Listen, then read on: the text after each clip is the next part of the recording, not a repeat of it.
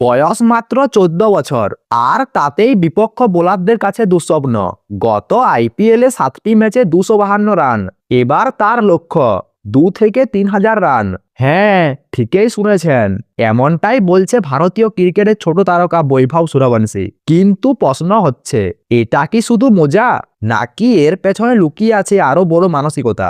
আজকের ভিডিওতে আমরা জানাবো বৈভবের সেই মন্তব্য, তার আসল লক্ষ্য, আর কেন তাকে ঘিরে এত উত্তেজনা। আইপিএল শুরু হওয়ার আগে একটি সাংবাদিক সম্মেলনে বৈভবকে জিজ্ঞাসা করা হয়, এবার তুমি কত রান করতে চাও? আর সেই উত্তরে বৈভব যা বলল তা শুনে সবাই অবাক। এভাবে প্রশ্ন করলে আমি তো বলবো 2 থেকে 3 হাজার রান করতে চাই। এই কথা শুনে পাশে বসে থাকা জাদেজাও হেসে ফেলেন। তবে এখানেই শেষ নয়, এরপর নিজের মন্তব্য নিয়ে স্পষ্ট ব্যাখ্যা দেয় বৈভব সূর্যবংশী। আমি কোনো নির্দিষ্ট লক্ষ্য ঠিক করিনি, দলকে জেতাতে যত রান দরকার সেটাই করব। আমি ব্যক্তিগত লক্ষ্য নিয়ে ভাবছি না। এখানেই বোঝা যায় এটা অহংকার নয়, বরং আত্মবিশ্বাস আর দলের জন্য খেলার মানসিকতা। বৈভবকে নিয়ে উত্তেজনা এতটাই বেশি যে অধিনায়ক রিয়ান পরাগ আগেই সতর্ক করেছিলেন, ওকে প্রচারের আলো থেকে দূরে রাখতে হবে। যত কম কথা বলা যায় ততই ভালো, শুধু নিজের খেলাটা উপভোগ করো।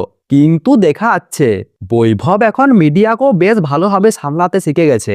এখন একটু ফিরে যাওয়া যাক গত আইপিএলের মরশুমে। 7টা ম্যাচ 252 রান, গুজরাট টাইটান্সের বিরুদ্ধে 35 বলে সেঞ্চুরি। ভাবতে পারেন, মাত্র 14 বছর বয়সে এই পারফরম্যান্স। আইপিএলেই থেমে থাকেনি তার দাপট। আন্ডার-19 বিশ্বকাপে 175 রান করে ভারতকে চ্যাম্পিয়ন করেছে। এখান থেকে সে হয়ে উঠেছে বিশ্ব ক্রিকেটের নতুন তারকা। এখন প্রশ্ন, কেন বৈভব 2-3 হাজার রানের কথা বলল?